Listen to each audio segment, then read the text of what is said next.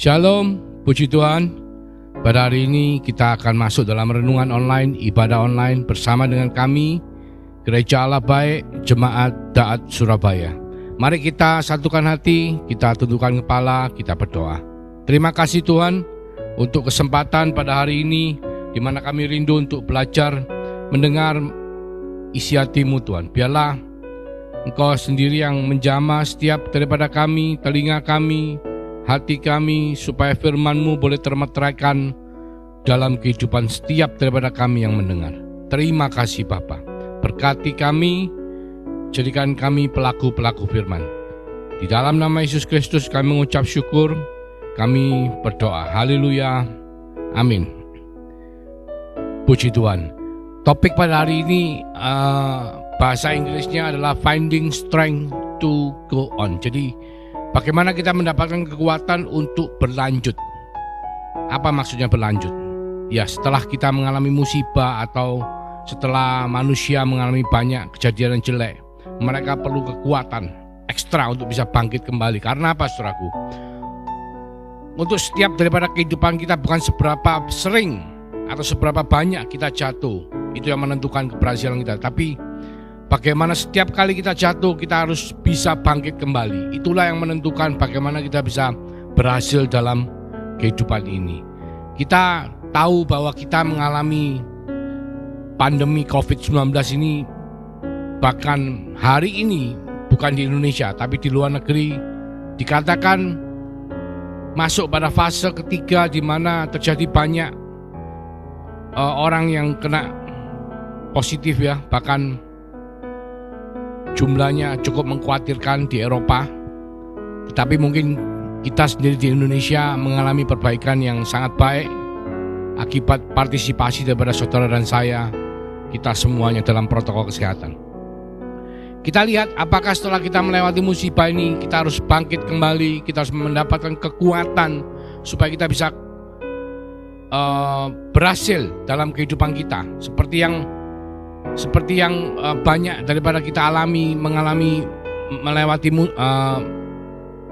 melewati pandemi ini, banyak bisnis mengalami kerugian, banyak rumah tangga mengalami problem, dan semua gaya hidup berubah. Dan itu memerlukan kekuatan ekstra untuk kita bisa memulai kembali ketika kita terpuruk ya, terutama kita yang kehilangan keluarga, kita yang kehilangan kesehatan setelah terkena penyakit. Saya lihat beberapa sahabat saya kondisinya belum bisa pulih 100%. Bahkan pekerjaan yang karena pandemi ini mengalami kerugian bahkan tutup, saudaraku. Untuk kita bisa mulai bangkit kembali, kita memerlukan kekuatan ekstra. Kita akan belajar dari firman Tuhan, bagaimana Tuhan telah menunjukkan kepada saudara dan saya bahwa kita bisa melewati semua ini dan nantinya lebih menjadi orang-orang yang menang. Karena bersama dengan Tuhan tidak ada yang mustahil. Kita lihat pada cerita di Yeremia dan ratapan ya, di mana kita tahu bahwa bangsa Israel pada waktu itu dijajah, dikalahkan, dicerai-beraikan oleh musuh. Sehingga apa, saudaraku? Sehingga mereka tercerai-berai selama 70 tahun. Dikatakan Tuhan sendiri yang mengizinkan semua itu terjadi. Tuhan mengatakan, karena engkau tidak setia kepadaku, maka mengizinkan engkau dicerai-beraikan diaspora selama 70 tahun ke seluruh dunia, saudara. Jadi kerajaan Israel pada waktu itu tercerai-berai, mereka ditawan, mereka dibawa ke luar daripada Israel sampai ke seluruh dunia, karena Tuhan yang mengizinkan semua itu terjadi.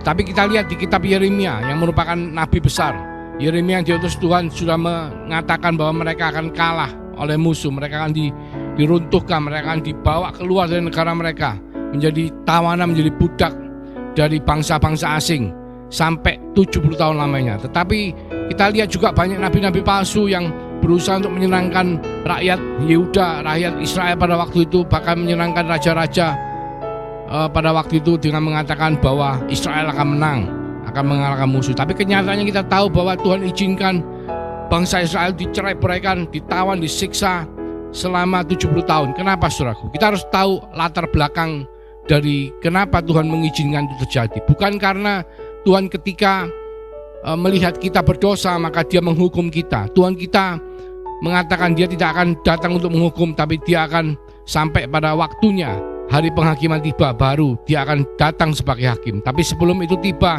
hari-hari ini saudaraku, Tuhan tidak menghukum kita, tapi Tuhan membiarkan kita untuk masuk ke dalam pertobatan, masuk ke dalam zaman kasih karunia, masuk ke dalam zaman Parakletos, di mana Tuhan memeteraikan Roh Kudus dalam kehidupan saudara dan saya, supaya kita semua beroleh penghiburan, pertolongan yang daripada Roh Kudus, untuk kita bisa keluar menjadi lebih daripada pemenang.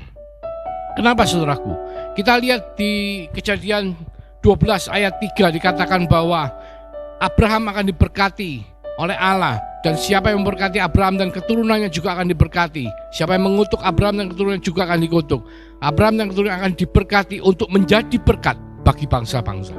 Jadi dikatakan diberkati untuk menjadi berkat. Saudara dan saya, kita semua dipilih oleh Tuhan. Kita diberkati oleh kasih karunia Tuhan. Kita beriman kepada Yesus Kristus sebagai Tuhan dan Juru Selamat, sehingga membuat kita memperoleh keselamatan yang kekal. Dan berkat yang kita terima itu Tuhan minta supaya kita membagikan kepada bangsa-bangsa, supaya kita menjadi saluran berkat Tuhan untuk memberkati bangsa-bangsa. Demikian pula bangsa Israel sebagai bangsa pilihan, sebagai keturunan Abraham yang langsung ya, secara darah, kita keturunan secara iman, dipilih, diberkati oleh Tuhan. Supaya apa? Supaya bangsa Israel itu memuliakan nama Tuhan, memberitakan Tuhan, sehingga apa? Bangsa-bangsa seluruh dunia mendengar nama Tuhan, dan ketika mereka bertobat kepada Tuhan, mereka akan mendapatkan berkat keselamatan. Tetapi apa yang terjadi saudaraku? Bangsa Israel ketika mereka pada puncak kejayaan mereka bukannya menjadi berkat, mereka malahan banyak dari mereka itu menghalangi orang-orang untuk datang kepada Allah Israel. Bahkan mereka tidak melakukan apa yang Tuhan mau dalam kehidupan mereka, yaitu apa? Diberkati untuk menjadi berkat. Sehingga apa? Tuhan izinkan mereka mengalami diaspora atau ditawan oleh musuh selama 70 tahun. Di mana ketika 70 tahun itu terjadi, saudara, termasuk salah satunya cerita mengenai Naaman ya, di mana Naaman itu terkena penyakit kusta. Dia adalah seorang panglima perang ya, bangsa kafir. Ketika dia sakit kusta, tidak ada orang yang bisa menyembuhkan pada waktu itu. Tetapi budak Israel yang bekerja di rumahnya mengatakan kepada Naaman bahwa ada seorang nabi di Israel, nabi daripada Tuhan Allah Israel, yang sanggup untuk mendoakan semua orang dan menerima mujizat sehingga mereka bisa beroleh kesembuhan bahkan dari penyakit kusta sekalipun. Sehingga apa?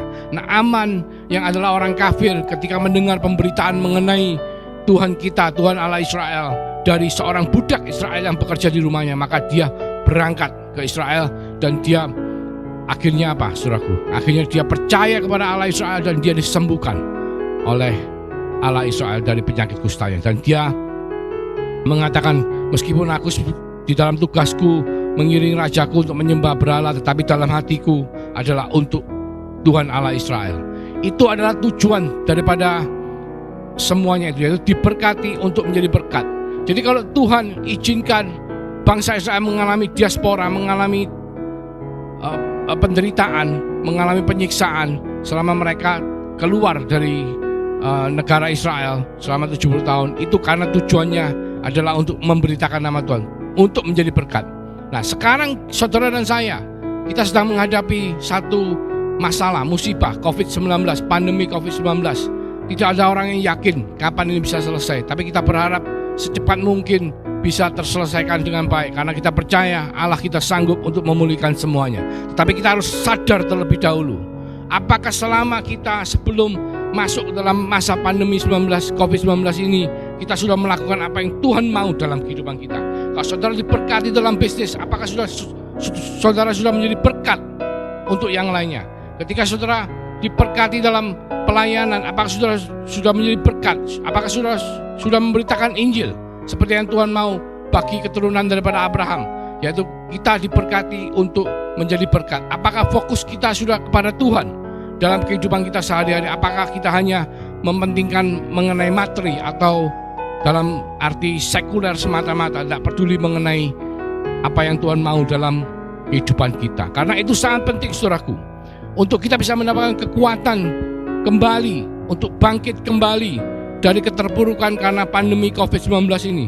Yang pertama, kita lihat, kita harus fokus kepada Tuhan. kita harus memindahkan perhatian kita kepada Tuhan. Kalau dulunya kita selalu bekerja dalam dunia sekuler, tetapi kita sekarang harus belajar untuk fokus. Karena apa? Kita tahu bahwa ibadah sekarang tidaklah semudah ibadah dahulu. Ibadah sekarang bahkan dibatasi karena protokol kesehatan tidaklah menjadi bebas. Sehingga pelayanan pun, kita mau mendoakan orang sakit pun kita tidak berani sembarangan, saudaraku. Karena kalau yang didoakan kena COVID, kita juga bisa ketularan. Oleh karena itu Tuhan minta selama masa-masa ini kita fokus perhatian kita kepada Tuhan. Di Ratapan 3:28 dikatakan, biarlah ia duduk sendirian dan berdiam diri kalau Tuhan membebankannya. Ayat 29, biarlah ia merebahkan diri dengan mukanya dalam debu, mungkin ada harapan. Karena ketika kita berdiam dan kita fokus kepada Tuhan, kita punya kehidupan doa pribadi, mesbah pribadi kepada Tuhan, maka Tuhan akan memberikan pengharapan itu timbul dalam hati kita. Sama seperti ketika Nehemia sebagai juru minum daripada raja, ketika dia mendengar berita mengenai Yerusalem, tembok Yerusalem yang mengalami masalah untuk pembangunan kembali, dan dia merasa sangat terbeban. Oleh karena itu dia berdoa kepada Tuhan. Dia minta Tuhan untuk supaya mendengar doanya, supaya memberikan dia kesempatan, memberikan dia segala sesuatunya untuk dia bisa diutus pergi untuk membangun kembali tembok Yerusalem, untuk mendapatkan kekuatan untuk bersama-sama dengan yang lainnya membangun kembali tembok Tuhan. Pertama, kita harus fokus perhatian kita kepada Tuhan. Di Matius 6 ayat 6 dikatakan, tetapi jikalau engkau berdoa, masuklah ke dalam kamarmu, tutuplah pintu dan berdoalah kepada Bapamu yang ada di tempat tersembunyi. Maka Bapamu yang melihat yang tersembunyi akan membalasnya kepadamu. Kalau dulu kita berdoa, kita sering beribadah di depan saudara-saudara kita bersama-sama. Tapi hari-hari ini kita harus belajar untuk punya mesbah saat teduh pribadi dengan Tuhan. Kita harus belajar untuk punya kehidupan doa yang spesifik dengan Tuhan. Mungkin dalam keseharian kita berjalan, kita juga berdoa kepada Tuhan. Kita berkata-kata, berkomunikasi kepada Tuhan. Karena saudara tahu komunikasi itu bukanlah hanya satu arah, tapi dua arah. Ketika kita selesai menyampaikan apa yang kita mau katakan, kita juga harus belajar untuk mendengar apa yang Tuhan mau katakan kepada saudara dan saya. Belajar untuk menjadi peka, belajar untuk melatih kodrat ilahi kita supaya kita bisa komunikasi dengan Tuhan melalui Roh Kudus yang dimeteraikan dalam hidup saudara dan saya. Dikatakan, jikalau kita berdoa, masuklah ke dalam kamar, dalam hubungan saat teduh pribadi antara kita dengan Tuhan. Tutup pintu dan berdoalah kepada Bapamu yang ada di tempat sembunyi. Maka Bapamu yang melihat yang tersembunyi akan membalasnya kepadaku. Jadi itu adalah bagaimana kita memfokuskan perhatian kita kepada Tuhan. Pada saat-saat pandemi ini sedang mengalami masa-masa akhir, saudara, kami percaya bahwa tahun depan mungkin semuanya boleh Tuhan izinkan menjadi normal kembali. Kita sekarang belajar untuk punya saat teduh pada Tuhan secara pribadi, punya kehidupan doa, punya mesbah secara pribadi, belajar untuk fokus kepada Tuhan. Yang kedua, kita harus minta Tuhan untuk menghilangkan rasa ketakutan kita. Kita tahu bahwa tidak ada yang aman hari-hari ini, saudaraku. Karena apa? Karena penyakit ini begitu mencekam ya. Memang ada yang suami istri satu kamar, yang suaminya kena, istrinya tidak kena. Tetapi kita juga tahu bahwa yang kena pun ada yang tidak apa-apa, tapi ada yang mengalami fatalitas.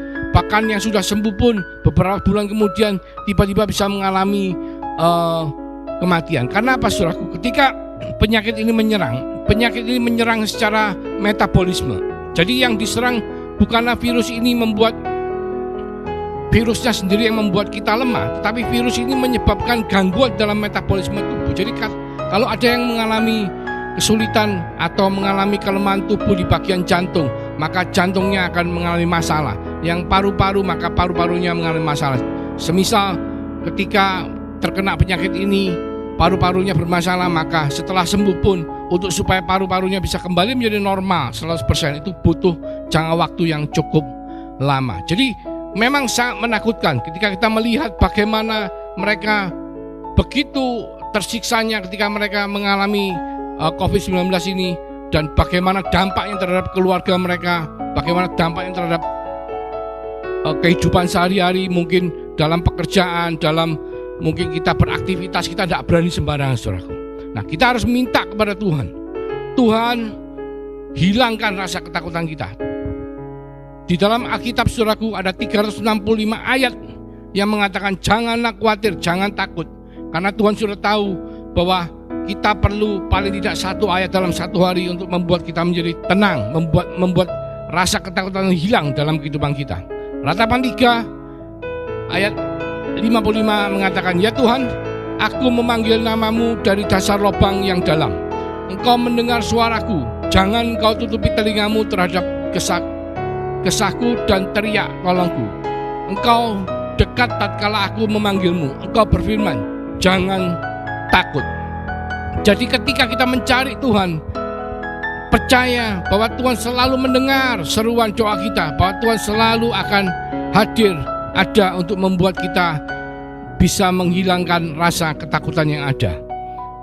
Di Mazmur 34 ayat 4 dikatakan, "Muliakanlah Tuhan bersama-sama dengan aku. Marilah kita bersama-sama memasyurkan namanya." Ketika kita memasyurkan nama Dia, ketika kita memuji, memuliakan nama Dia, maka ketakutan itu bisa hilang dalam diri kita. Maka penting sekali saudaraku, yang pertama tadi kita fokus, kita punya perhatian kepada Tuhan. Yang kedua kita minta Tuhan menghilangkan ketakutan. Bagaimana? Dengan memiliki kehidupan doa, dengan memiliki mezbah pribadi, maka kehadiran Tuhan dalam hidup kita membuat kita menjadi tenang, membuat kita mengalami damai sejahtera, membuat rasa ketakutan itu menjadi hilang. Yang ketiga, percaya bahwa Tuhan akan memulihkan semuanya. Bahkan Dia akan memberikan berlipat kali ganda, seperti yang terjadi terhadap kehidupan Ayub, saudaraku.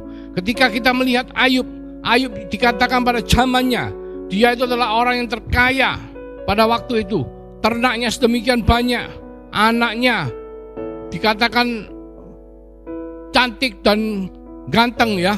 Mereka mengadakan pesta, sering berpesta. Dan saking kayanya Ayub, saudaraku, maka dia bisa memberikan semuanya kepada anak-anaknya supaya anaknya menikmati kehidupan. Dan kita tahu bahwa Tuhan izinkan semua itu hilang dalam kehidupannya. Hartanya hilang, dirampok, terbakar, ternaknya dirampok, bahkan anak-anaknya pun mengalami kematian. Dan lebih daripada itu, Ayub juga mengalami penderitaan kesakitan. Secara fisik dia menjadi seperti orang yang sangat terkutuk ya. Badannya hancur semua, digarukin gatal, sakit, menderita. Tetapi ketika dia percaya bahwa Tuhan memulihkan semuanya itu, maka pada akhirnya saudaraku, semuanya dipulihkan. Bahkan Tuhan memberkati dia 2 kali lipat. Dia kekayaannya bertambah 2 kali lipat, anak-anaknya bahkan semuanya dipulihkan oleh Tuhan. Di Ratapan 5:21 dikatakan, "Bawalah kami kembali kepadamu ya Tuhan, maka kami akan kembali.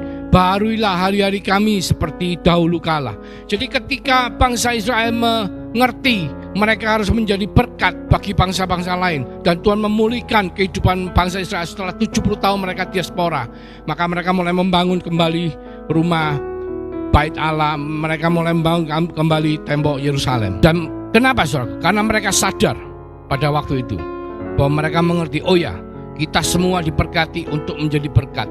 Maka mereka sadar, mereka kembali kepada Tuhan. Mereka mengatakan, "Baharuilah hari-hari kami seperti dahulu kala." Di Mazmur 27:13 dikatakan, "Sesungguhnya aku percaya akan melihat kebaikan Tuhan di negeri orang-orang yang hidup." Jadi ketika kita percaya bahwa Tuhan bisa memulihkan kehidupan saudara dan saya, maka janganlah kita menjadi takut, tapi kita mulai dengan apa yang harus kita lakukan. Meskipun pandemi belum selesai, tetapi Tuhan akan memberikan kekuatan kepada saudara dan saya yang mengalami masalah karena pandemi ini, untuk bisa memulai segala sesuatunya bersama-sama dengan Dia. Percaya bahwa Dia akan memulihkan, Dia akan memberikan semuanya, bahkan seperti kepada Ayub 2 kali lipat, saudara. Di Ratapan 3:25 dikatakan, "Tuhan adalah baik bagi orang yang berharap kepadanya, bagi jiwa yang mencari Dia."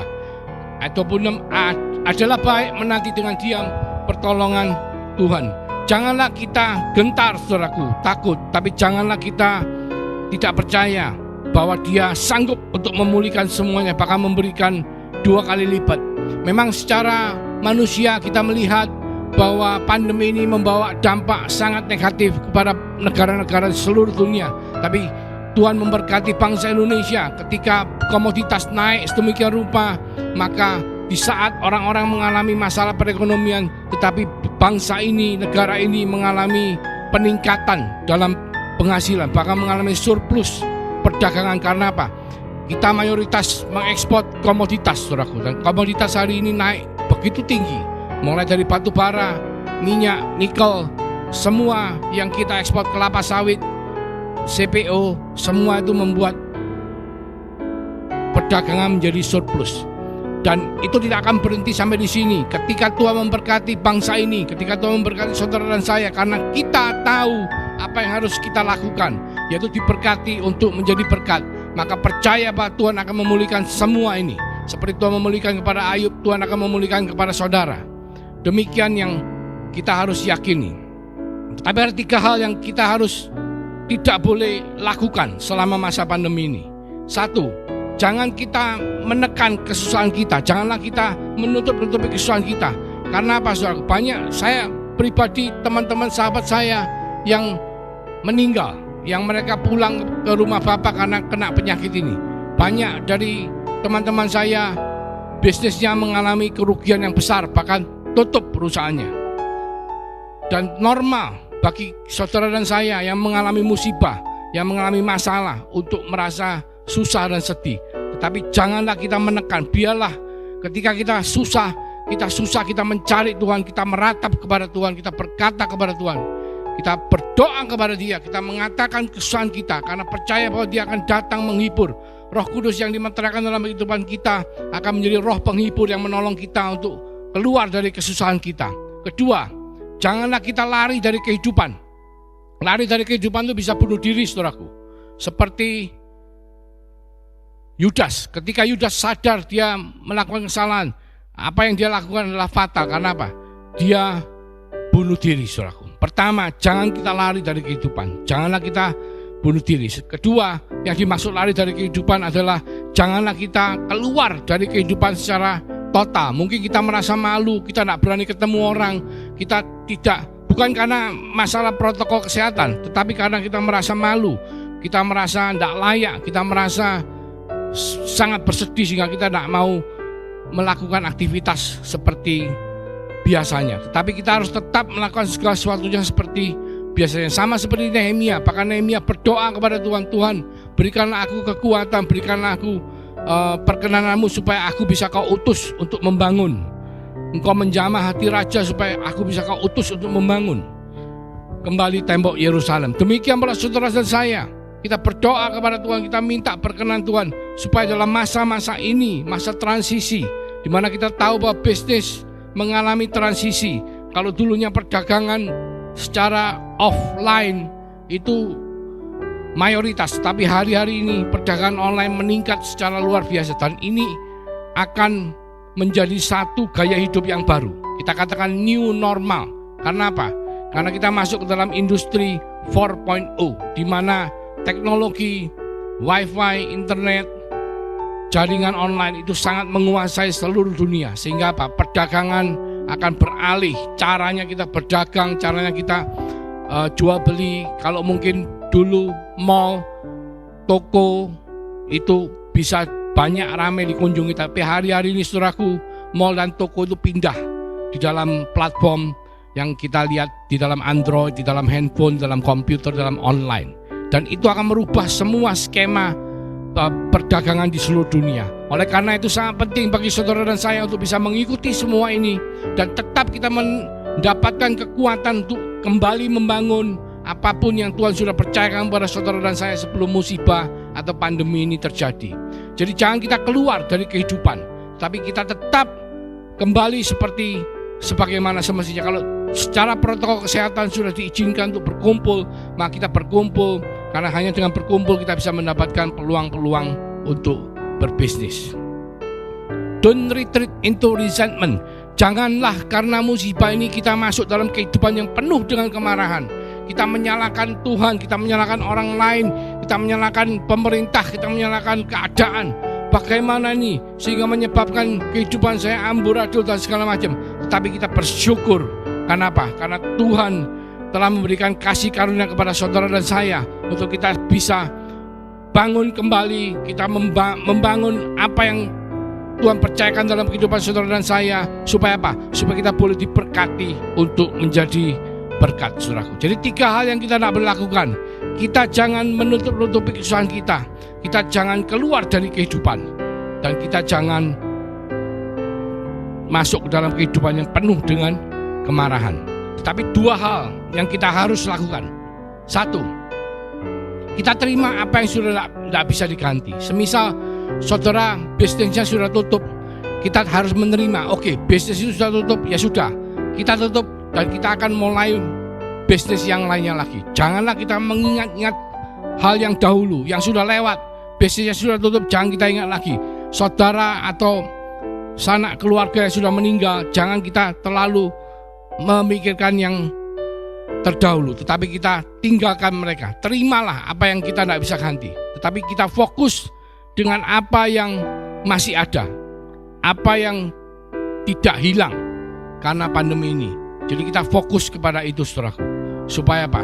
Di Nuh 2 ayat 7 dikatakan, ketika jiwaku letih lesu di dalam aku, teringatlah aku kepada Tuhan, dan sampailah doaku kepadamu ke dalam bait-Mu yang kudus. Jadi kita masih punya Tuhan, saudara. Meskipun dunia ini habis, janji Tuhan adalah ya dan amin, bahwa kita akan diam bersama-sama dengan Tuhan di rumahnya.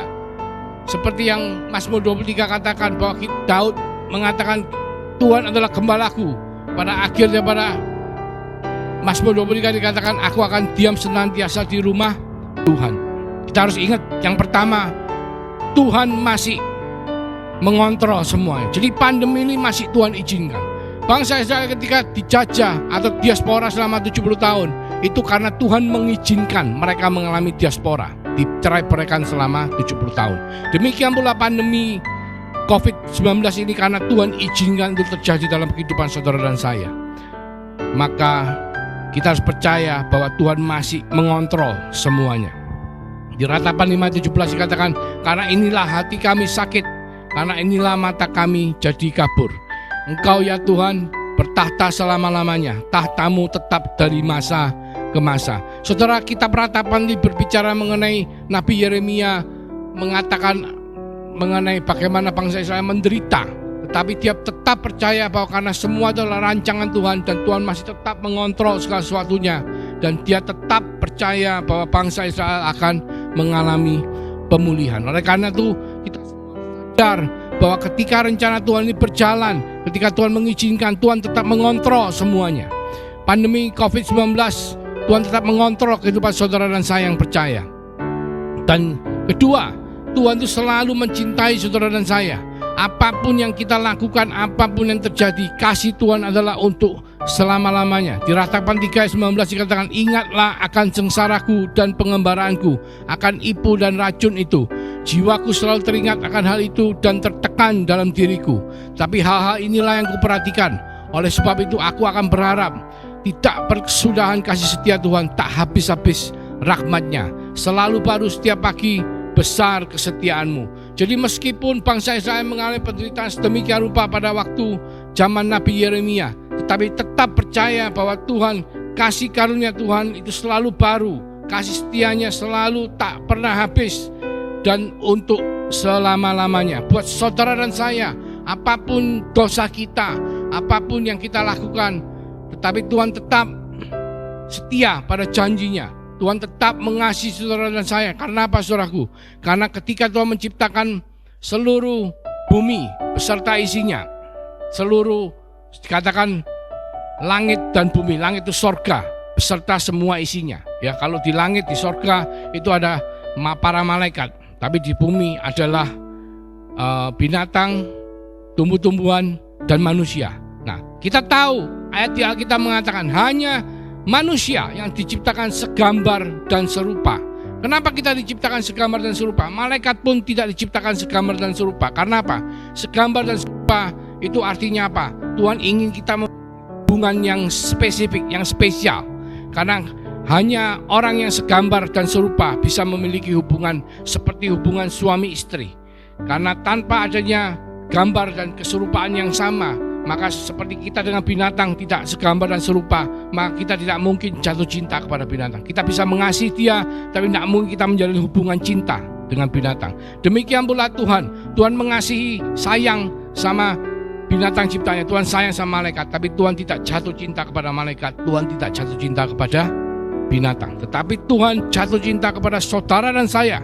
Oleh karena cintanya begitu besar dan untuk selama-lamanya, maka dia selalu akan mengasihi saudara dan saya. Tidak peduli apapun yang terjadi. Seperti kita lihat mengenai perumpamaan anak bungsu. Meskipun anak bungsu sudah durhaka, yang minta warisan sebelum orang tuanya meninggal. Meskipun yang bungsu sudah menghabiskan semua warisannya, bahkan hidup dalam perjinahan, karena dikatakan hidup bekerja di kandang babi, makan makanannya babi, itu sesuatu yang najis, kotor. Tapi ketika ia menyesal, ia kembali kepada Tuhan, maka Tuhan dengan tangan terbuka selalu menanti, menunggu kedatangan daripada anaknya. Karena apa? Kasihnya adalah untuk selama-lamanya. Dia tidak pernah lupa untuk mengasihi saudara dan saya. Yang ketiga, hanya Tuhanlah semua yang kita butuhkan. Memang kehidupan ini perlu uang, saudaraku. Tetapi yang kita butuhkan hanyalah Tuhan, bukan uang. Uang bisa hilang, tetapi Tuhan tidak akan pernah bisa hilang setelah dia dimeteraikan dalam kehidupan saudara dan saya. Di Ratapan 3:24 dikatakan, Tuhan adalah bagianku, kata jiwaku. Oleh sebab itu aku berharap kepadanya. Jadi apapun yang terjadi dalam kehidupan saudara, percaya bahwa hanya Tuhanlah yang kita butuhkan. Karena dia minta kita mulai belajar untuk fokus perhatian kita kepada Tuhan. Minta dia untuk menghilangkan rasa ketakutan dalam kehidupan kita melewati masa pandemi atau COVID-19 ini. Sampai kita bisa mengalami kebangkitan kembali karena kekuatan yang dia berikan kepada saudara dan saya. Dan percaya bahwa dia sanggup memulihkan semuanya. Seperti dia memulihkan Ayub 2 kali lipat, dia akan memulihkan saudara dan saya. Akan memberkati kita untuk kita bisa menjadi berkat. Seperti bangsa Israel. Setelah bangsa Israel kembali membangun Yerusalem, maka Tuhan memberkati secara luar biasa. Dan bangsa Israel diberkati untuk menjadi berkat. Saudara dan saya sedang berada dalam pandemi COVID-19. Tapi ini kita bicara mengenai seluruh dunia. Percaya Tuhan kita akan membuat kita mengalami kebangkitan, memberikan kekuatan kepada kita untuk pulih. Bahkan 2 kali lipat yang diberikan Tuhan kepada Ayub. Percaya hanya dialah yang kita butuhkan hari-hari ini. Mari kita berdoa. Terima kasih Tuhan. Berkati setiap daripada kami. Memang pandemi ini bukanlah waktu yang mudah, tetapi sangat sulit. Bukan hanya untuk sekelompok masyarakat, tapi semua kami Tuhan, khususnya anak-anak-Mu. Kau berkati secara luar biasa karena materai Roh Kudus yang ada dalam kehidupan setiap daripada kami. Akan membuat kami mengalami kekuatan yang ada di dalam Engkau, membuat kami melekat padamu, fokus perhatian kami kepadamu, membuat kehadiranmu menghilangkan rasa ketakutan yang ada dalam diri kami, dan membuat kami percaya bahwa Engkau akan memulihkan semuanya. Seperti Engkau memulihkan kehidupan Ayub, demikian Engkau memulihkan kehidupan kita sebagai anak-anak-Mu Tuhan. Terima kasih Bapa. Terima kasih. Biarlah firman-Mu boleh menjadi bagian yang terpenting dalam kehidupan kami, supaya rancangan-Mu atas setiap daripada kami, yaitu memberkati setiap daripada kami untuk hidup kami boleh menjadi berkat bagi bangsa-bangsa. Mulai dari hari ini Tuhan, sampai Tuhan Yesus datang untuk kedua kalinya, kami semua percaya di dalam nama Yesus. Kami berdoa, kami mengucap syukur. Haleluya. Amin. Tuhan Yesus memberkati.